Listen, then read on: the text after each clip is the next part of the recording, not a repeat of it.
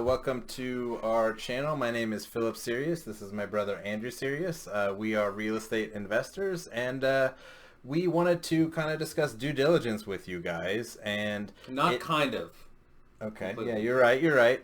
It is not the sexiest part of real estate, but it is in a lot of ways the most important part of real estate. So I guess Andrew has bought, I don't know, hundreds of houses and done due diligence hundreds of times, and he's been through this process and does it every single time. He's missed stuff, but he's caught a lot of things that have been really important for us. So with all the houses you've gone through, what would you say is the most important thing when it comes to due diligence? Actually doing it.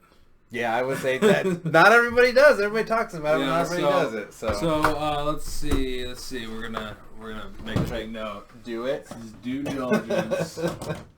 And then number one thing to do it.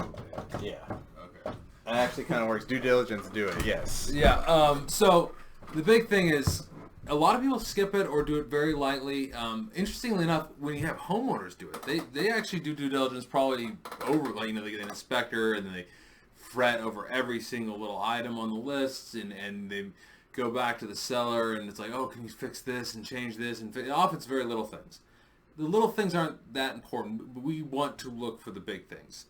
And we want to come up with an estimate of how much it will cost to repair the property and get it to the stage where we want it to be. And that could be different. Not every investor wants it at the same stage. It might be, if you're a flipper, you're going to put in better finishes. You're going to put in Brazilian hardwoods and granite countertops and top of the line stainless steel appliances and chandeliers and whatnot. You're looking for a rental, you want it to work for mica countertops, maybe vinyl or carpet. Maybe you're putting in, just basic, globe lights, ceiling fans, things like that.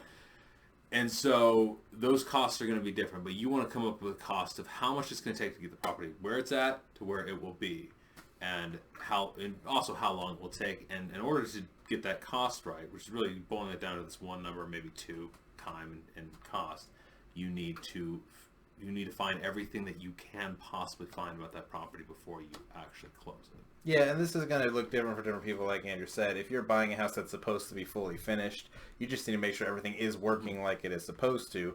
If you're a fixer, you're expecting certain things to be broken, but as you know, when you're fixing up a house, you open up a wall and there's all sorts of stuff. You can't find every little thing, but you need to generally know, like, okay, you're expecting electricity to work. Well, does it all work like it's supposed to? Does a sewer line, does it work now? But is there, a bunch of roots in the line where it's really only working now and it's not going to work for which is a quick little tip. You should always, for any older property, definitely older than 1980, you should get the sewer line scoped. Mm-hmm. You probably want to be there, because if you just ask someone to go out there and scope it, they might see a couple of roots and be like, okay, you need to replace the whole thing. If you see a couple of roots, you can probably just use a snake and get them out. But if there are big breaks, bellies in it, where it kind of goes like this and then goes down like that, or just roots everywhere, then you probably need to consider replacing it. And that's something you can also go back. Another big thing about due diligence is going through, and if you find something during that process, you can retrade and ask for a discount. But I break it down in the process. Early on, like, we have a one-page sheet. We base it off Jay Scott's book, the book on estimating rehab costs, which I highly recommend getting. It's a very good book for this. And we go through and I estimate all the costs of the property. Basically, we go room by room. There are 28 categories. Jay's got 25. I made 28. And so you estimate basically the cost of all those major items, right? And so, like, bathrooms, how much do they cost? Windows, how much do they cost? HVAC. Like, the HVAC is garbage. You need to replace it. It's going to be $3,500 to replace it. Or maybe it's very, very old and it's going to last. Another thing is to verify your costs. Sometimes if you're a little bit newer to real estate, sometimes your due diligence is just verifying what things are actually going to cost. You can make estimates, but then you realize, oh, I need a bigger system than what I originally thought, because my HVAC technician who knows more about this said, oh, you need a bigger unit than what you thought. You can ask HVAC techs. You can look at other contractor bids. You can go to Home Depot. You can ask contractors. You can ask investors. You go to Bigger Pockets. You ask a question in the comments. After that, we look at the punch out. All the little items, always going to cost, it's usually going to cost a couple $1,000 for a house. The outlet covers, the blinds, the cleaning, all these little things. It always lasts longer. It takes. They say punch out is half the job. Like, once you're 10%, half the work. Once you're 10% Once you're 90% through the job, you're halfway done. Yeah. It's not quite that much, but a lot of these little items can take a while, so you want to account for that. And then you want to account for the holding costs. So estimate, like, this all, of course, depends on what's your debt structure. Are you buying for cash? Well, you're not going to have much. You're going to have utilities, taxes, insurance. Or if you have a loan, how much does that cost per month? How long do you think it's going to take? And finally, you want your contingency. And this is, this is broad. This is just things you missed, things you don't know, things you didn't catch. And so anything, we usually put about 20%. This can vary. If it's a brand new construction, it can be less than that. If it's old, it might be a little bit more than that. If you've gotten really precise and going really deeply through, it could be a little bit less than that. But generally, we want to add that up, and that gives us our total. And this is our estimate. Now, if that's, preferably we want to go through the property over a course of maybe an hour. When it's not a scope of work. We put a scope of work together later. Yeah. This is beforehand. When we go back through, we can put a scope of work together. You might not be able to get it all through because if the utilities aren't on, let's say the HVAC's missing, got stolen, whatever, you're not going to be able to get everything on, do all the due diligence, but preferably put a scope of work together there. If it's early on, you should get a third-party inspector to go through. You can get inspections for specific items. You can get a roof inspection. You can get a pest and dry rot inspection. You can get a radon inspection. Anything you're like early on, you should always get the main property inspector to look at it. Once you get better at this, going in more volume, maybe you don't need one, but it's not a bad thing. It's not, they're gonna find the little knickknacks they might, and there will be things that they don't know. That You're basically gonna become a semi-property inspector the exactly. better you get at this kind of thing. So yeah, and you want to. So when we're looking at apartments, for example, we get an inspector to look at anything we're not sure about. Well, that's what I was going to get into. Yeah. There's different types of due diligence in different parts of the country. You're looking at different things. We're looking at sewers and stuff like that. And stuff like that. You might be in a place where there's a lot of septic systems, so that's what you have to live in. Or there's places where there's places where you're dealing with a lot more AC condensers, or places where they don't really have AC condensers very often.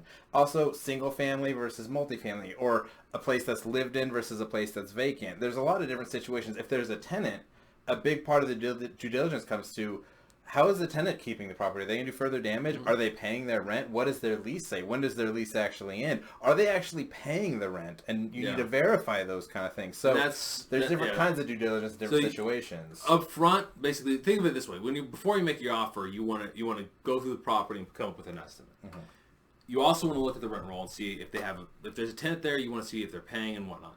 Once you're under contract, you want to verify this in a much more detailed way. Maybe get a third-party inspector, especially if you're getting started. Yeah. Maybe other inspections if there's signs of dry rot or pests or anything like that. Just something you're not good at, too. You don't know. Yeah. Get feedback from another investor, from a contractor. You can get a bid right on before closing. That can be challenging, just the timing of it. You don't have a lot of time, but that's not a bad idea.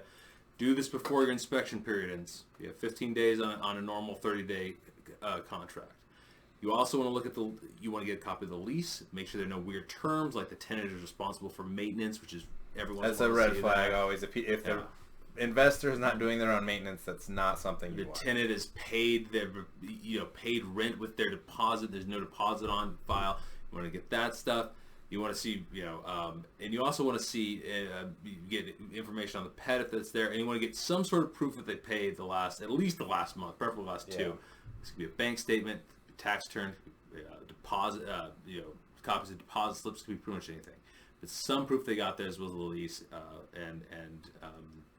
because you inherit that lease, so if they have a lot of weird clauses in that lease, like rent isn't due until the 20th of the month, which we've had stuff like that before. There's no late fee. Yeah, there's no late fee. You have to follow those until you can sign a new lease with them, and maybe their lease term is still another 10 months. And are you okay if you're having to pay your mortgage on the 3rd of the month and their rent isn't due till the 20th? Is that something you're willing to handle? If it is, great. Sometimes people buy properties knowing the resident is delinquent, and then that's just you're hoping to get a discount on the property because of that. But the things that you're assuming to be true, you just have to double check. That is what due diligence is. Exactly. Make sure that the assumptions you went into the property with are true. And I'd say the thing I'd probably close on here, the last point I'd make, is that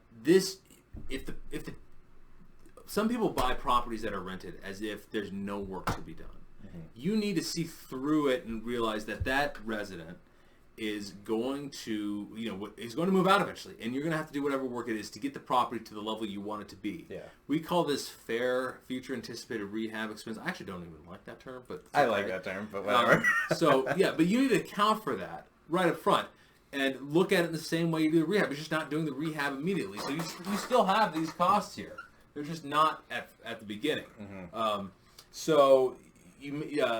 And that can be a little bit harder to see when there's a tenant there because they got all of their stuff in there. But you can also evaluate the tenant. Is the tenant keeping the place up? Are they clean? Are they smoking in the house? You will have to repaint and replace the carpets if they're smoking inside the house, and probably more than that. Yeah. And so you check for all of these things and get an estimate of how much work will be necessary when they move out. And anticipate for that, whether you want to finance it up front or wait until they've moved out and finance it, or whether you just need to allocate that money or know that you have that expense coming down the line. Yeah, I mean, if you have any questions or further, we can't cover every specific thing in this. Andrew actually has a great article on Bigger Pockets. It's kind of a manifesto light about how to do that. We should link that in the description below. It goes into a lot of detail. And if you would like a copy of both our one-page template or our 5-page sheet that we use to put together the scope of work, which we try to do while the property is in contract whenever possible, and you should do early on for sure.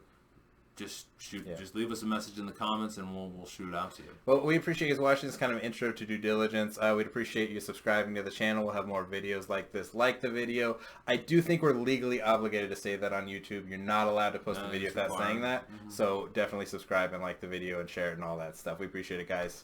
We'll catch you next time.